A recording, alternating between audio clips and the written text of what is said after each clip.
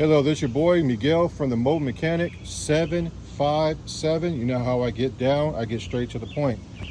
Customer said in her own diagnostic that her her ignition actuator was not working. I kind of did my own diagnostic in a different direction because I didn't want to replace a part that I knew had nothing to do with nothing. This car's been sitting around for quite some time. So what I did is I got one on negative. I have it on the voltage. That's the voltage right there, by the way. This is alternating current right here. I used to be in the military, and this is a direct current. And you put it on 20 because the highest you're going to get is 14. You find the wire that goes to the ignition on the starter if you can get a hold of it, and all you have to do is pull it off. Put the positive in that wire. It's going to get 12 volts when you turn the key. So let's see. I already had an idea that the starter was not working. With that being said, let's see. If she turns the key, go ahead and turn the key, and we sell 12 volts, this starter is dead. There we go. Turn it off. Turn it on one more time for me. Thank you so kindly.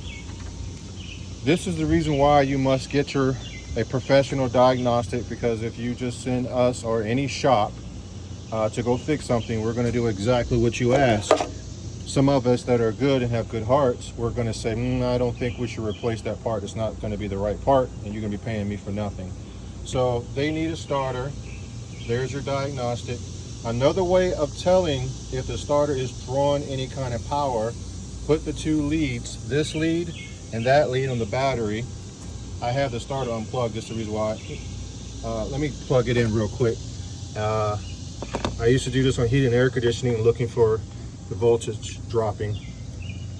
So let me bear with me. I'm doing this with one hand.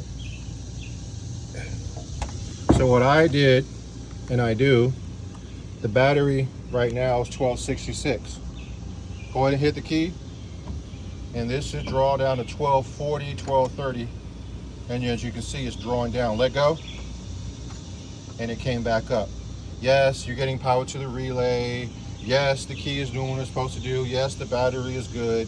But this is another way I tell from the way I used to do heat and air conditioning when I used to do it in commercial and residential. So again, find the smallest wire on the starter. That is the starter wire. Every starter has it.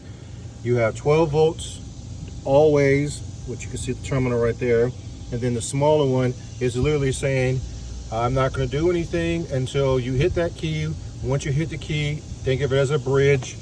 And now the connection is closed and the circuit is complete. And now the starter will do what it's supposed to do.